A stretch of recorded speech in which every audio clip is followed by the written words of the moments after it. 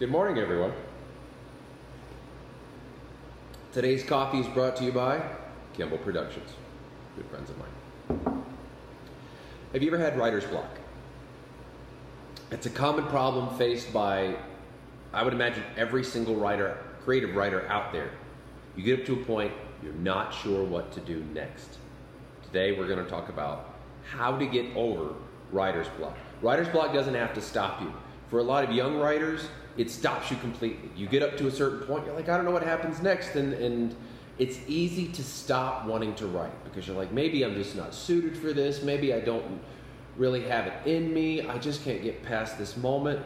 Folks, let me assure you, getting over writer's block is as much a skill as typing into your story. I'm not kidding. Writer's block is nothing more than a requirement for a skill. And you can get over writer's block. I will give you 3 ways to do it in this video.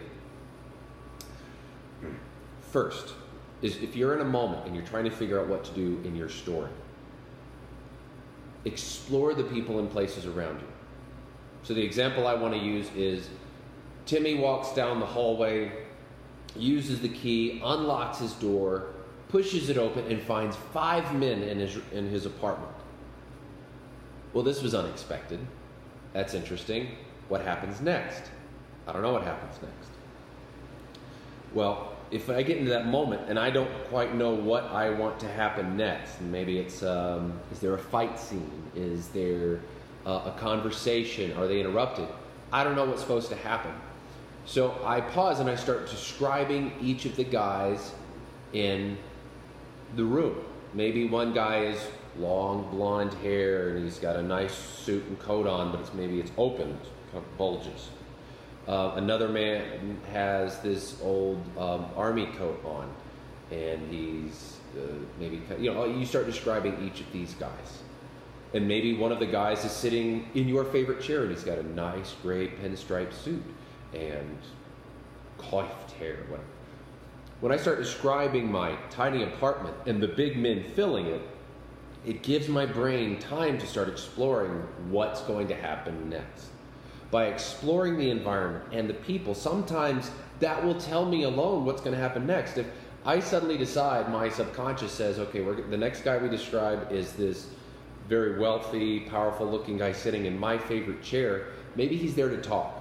He might be there to threaten me, and maybe he's there to talk. So he's not there to rough me up. They're not going to kill me and cut me open. Maybe they will, but maybe not. By describing those people and those places, maybe then when I get to the guy, I'm like, he's about to say something, and he's going to say something important to the story.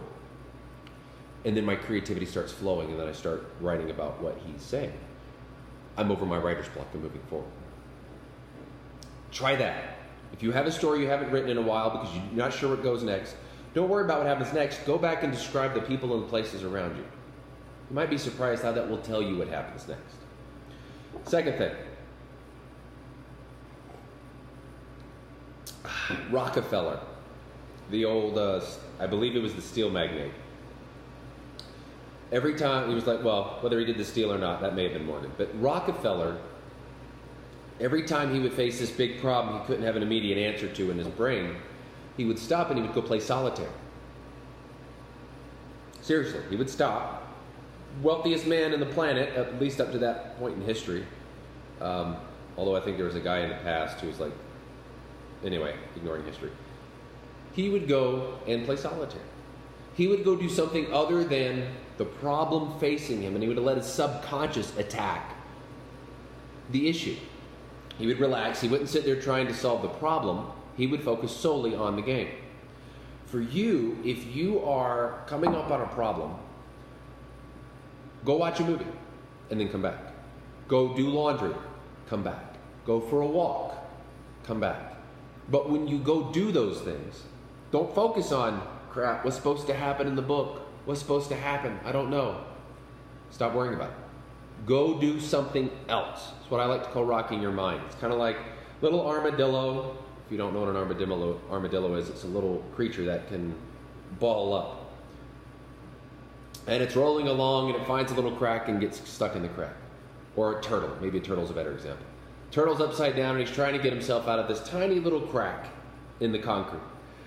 What he's got to do is rock himself back and forth, get some motion in his brain, one way and then the other. One way and then the other. Flips over, keeps on moving. For you, go do something else and focus on the something else. Don't focus on the problem. Focus on the something else. You might be surprised that by going to do something, you'll be in the middle of folding that sock going, oh, that's what happens next. That's what I got to go do. I'm going to go back and do that. And if you need to, put down laundry and go back and at least write the note down and then finish your laundry, because it's good to finish laundry, then go back. So that's number 2. Now number 3 is could versus should.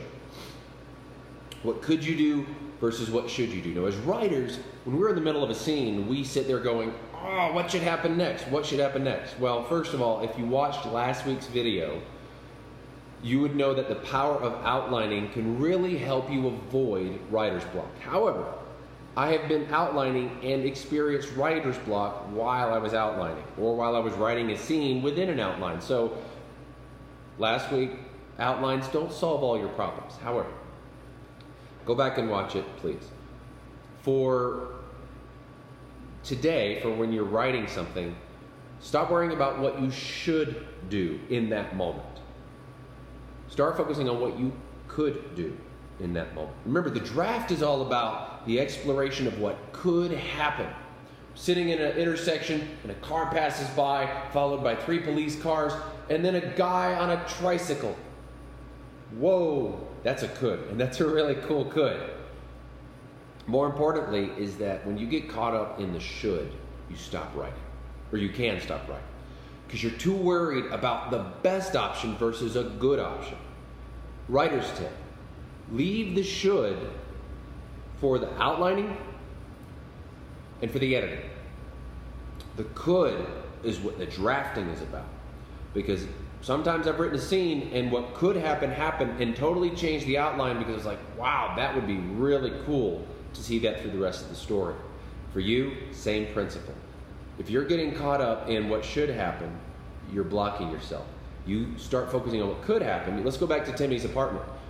Timmy's standing there and maybe the guy in the fancy suit tells the other guys, get him. They get into a fight. Maybe the guy in the suit's like, you need to stay out of my business. And he uses those guys to threaten him. Maybe he's there to tell him that his super rich uncle died and left him $14 billion. And these are his personal bodyguards, and they're in no way there to threaten Timmy. Now, hopefully you work all this out in your outline before you ever get to actually writing it. But if you're unsure what happens, write it. Just write it. Timmy starts fighting. They start fighting. There's a conversation. Write each scene out. Or maybe the neighbor walks in behind Timmy because she wants to ask for sugar because she saw him passing by. Whatever it is, write each scene out. And then, now that you have them laid out, you can go, I like that one. This one fits better with where I wanted to take the story in the first place. You can choose. Try to avoid deleting scenes. Just organize them elsewhere. Take that and then integrate it. Just let your brain go through the coulds. And you'd be surprised when you start writing them. You might start writing one and go, oh, no, I don't like the way this is going at all. Just get rid of it. I like this one. You've gotten over your writer's block. The importance with writer's block is motion. It's motion. That's why the could versus should. Rocking yourself, or could versus should, or the rocking yourself back and forth. You're creating motion. You just have to get moving, and your brain will pick back up. Stop it is what kills you. So when it comes to writer's block, young writer, old writer, don't let it stop you. That's the key. Don't let it stop you. Keep writing. Even if you have to write something innocuous, even if what you write ends up getting cut from your draft or in your editing process, that's fine. Keep writing. When you stop writing is when your subconscious is like, oh, I guess I don't have to solve the problem anymore. Don't let your subconscious believe that. Keep writing. Write something innocuous. Write something stupid. Write something you know you're going to delete, so long as there's some motion built, and then you can get back on track. Anyway, I hope all of y'all are having a great week. I look forward to talking to you guys next week. Have a good one.